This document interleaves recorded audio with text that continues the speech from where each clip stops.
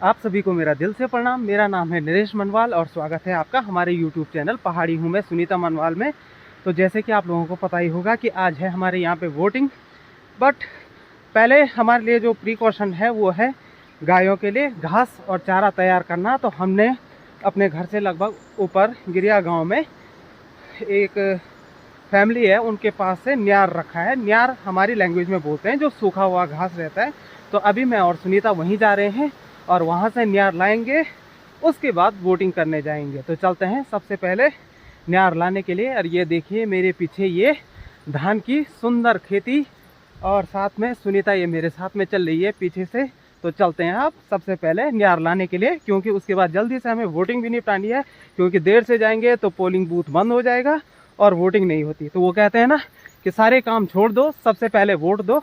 और ये रही गांव के बीचों बीच बहती हुई उत्तर वाहिनी नदी। सामने ये गिरजेश्वर महादेव जी का प्रवेश द्वार दिख रहा है। तो बड़ा सुंदर दृश्य है यहाँ का, गांव के बीचों बीच ऐसी नदी का होना। तो ये वो मंदिर है, जब पांडव लीला गाँव में समाप्त हो जाती है ना, तो पांडवों के अस्त्र और शस्त्र यहाँ रखे जाते हैं। तो जब पहाड़ों में पांडव लीला होते हैं ना तो बड़ी सुंदर दिखाई देते हैं। वो देखिए वो भीमसेन जी का गदा है, ये बर्छा भाला और धनुष बाण रखे हुए हैं यहाँ अंदर। और ये मेरे पीछे आप देख सकते हैं ना, ये दिखाई दे रहा है सामने गिरिया गांव।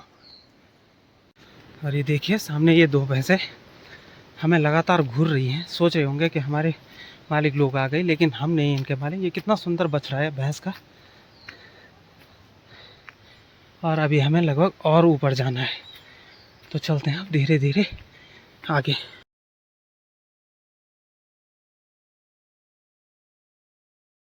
यार लगभग हमने सारा ढेर लगा दिया है, ये गठरी बांध दी है यहाँ पे ऐसा करके।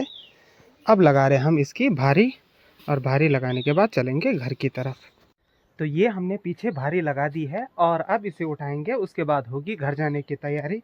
तो मेरे पास उतना बड़ा बोझा तो नहीं है, लेकिन फिर भी इसमें हरा घास रखा हुआ है और उसमें भी लगभग काफ़ी वजन है, 10-15 किलो तक तो होगा ही। हम अपनी गढ़वाली भाषा में बोलते हैं एक पुली बांध रखी है, तो वजन तो काफ़ी होगा। मुझे वजन से फ़र्क नहीं पड़ता है, लेकिन रास्ता इतना फिसलन भरा है कि कहीं पे अगर फिसल गए ना तो या तो कहते हैं पूरा ही मर जाए आदमी, पर अधमरा होकर रह गया तो क्या फ़ायदा उसका। तो चलते हैं अब और धीरे धीरे घर जाने की तैयारी करते हैं। पहुंच चुके हैं घर पे। देखो पसीने से कैसी हालत हो गई है। अब क्या करेंगे, हम इस न्यार को अंदर बाथरूम में रखेंगे ताकि ये बारिश में भीग के ख़राब ना हो जाए। ये करना ज़रूरी होता है क्योंकि बारिश में भीग के ना ये सड़ जाता है, फिर गाय इसको खाएंगी नहीं जब सड़ जाएगा तो। अभी देखिए पसीने से कितनी बुरी हालत हो गई है। आज उतनी धूप तो नहीं थी, लेकिन हमारे यहाँ बोलते ना काला घाम ज़्यादा लग रखा था, उमस ज़्यादा हो रही थी। तो अब इसको अंदर रखते हैं, उसके बाद मैं सबसे पहले तो नहाऊँगा ताकि थोड़ा बॉडी चिल्ड हो जाए। अभी दिन के लगभग 1 बजने को आ चुके हैं और हम जा रहे हैं मार्केट की तरफ, क्योंकि मैंने कहा था ना कि वोट देना भी ज़रूरी होता है। तो अब जा रहे हैं हम अपनी लोगों का जो स्कूल है ना वहाँ पे। तो हमारा जो पोलिंग है वो वहीं पे होता है, वहीं पे हम वोट देने जाते हैं। तो आज है ग्राम प्रधान की वोट हो गया, जिला पंचायत सदस्य की वोट हो गया और क्षेत्र पंचायत सदस्य की वोट हो गया। और साथ में अभी अवनी भी आ रही है, क्योंकि इसको कल आइसक्रीम खाने से बुखार आ गया था। तो अब चलते हैं धीरे धीरे। आज पहली बार है कि हम यहाँ पे आए, एक भी बंदर नहीं दिखाई दे रहा है, वरना यहाँ पे बंदरों की जैसे ग्राम पंचायत में सभा नहीं होती है, बस वैसा ही लगता है। यहाँ पे जगह जगह ये दीवार में बैठे रहते हैं पीछे इस ब्रिज पे। तो आज पहली बार है जब यहाँ पे हमें बंदर नहीं दिखे। और अब चल रहे हैं हम धीरे धीरे मार्केट की तरफ बढ़ने लगे हैं।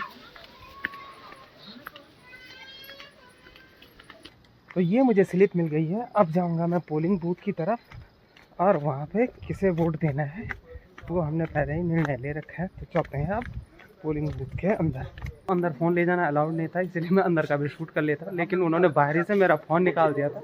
तो कुछ ऐसा दिखता है हमारे गाँव का पोलिंग बूथ। जो ग्रामीण एरिया होता है ना, बहुत छोटा सा कस्बा रहता है, उतना बड़ा नहीं होता, EVM वगैरह यूज नहीं होता, पर्ची सिस्टम से वोट दिया जाता है। तो वोट देकर आ चुके हैं हम, अभी स्टेशन पर रुके हुए हैं क्योंकि अवनी की हो गई है तबीयत ख़राब, तो इसके लिए दवाई लानी थी। तो ये वोट का निशान, क्योंकि वोट देना ज़रूरी होता है। तो अब जैसे ही डॉक्टर आ जाएंगे ना तब इसके लिए दवाई आएगी। आज पूरा मार्केट बंद है, आचार संहिता लग रखी है शाम को 5 बजे तक, तो इसीलिए सारे शटर आज बंद हैं। मार्केट भी बिल्कुल देखिए सुनसान लग रहा है। अभी शाम के लगभग 3 बजने को आ चुके हैं और आजकल ना दिन में आराम करना भी बड़ा मुश्किल हो रहा है, क्योंकि ये जो मेरे पीछे देख रहे हो ना आप, ये आड़ू का पेड़, इसकी वजह से हमारे यहाँ पे इतने सारे बंदर आ रहे हैं कि पूछो ही मत। तो थोड़ा सा भी मतलब शोरगुल होता है, जिम्मी को तो वैसे पता चल जाता है, वो तुरंत ऊपर छत पे आ जाता है यहाँ इस रास्ते से, ये टीन के रास्ते से। तो जब भी बंदर आते हैं ना यहाँ पे, तो इसमें एकदम से आवाज़ होने लग जाती है और हमें तुरंत पता चल जाता है कि बंदर आ गए हैं।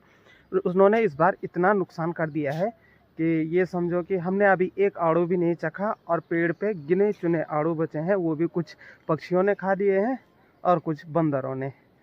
तो कुछ देर अब यहीं पे रहना पड़ेगा बंदरों के लिए, देखने के लिए। और जैसे ही इधर उधर से बंदर आते हुए दिखाई देंगे तो उन्हें फिर भगा के वापस भेजना पड़ेगा।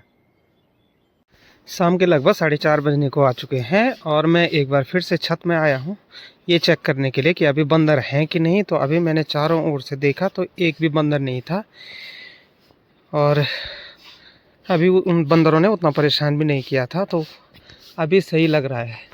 जब छत में बंदर नहीं रहता ना किसी टाइम, तो सीधे वो काटने के लिए आ जाते हैं। ये आड़ू का पेड़ देखो कितना सुन्न हो रखा है, आड़ू बिल्कुल नहीं बचे। जब शुरू में दिखाया था कितने सारे आड़ू लग रखे थे इस पे, लेकिन अभी एक भी आड़ू नहीं बच रखा है।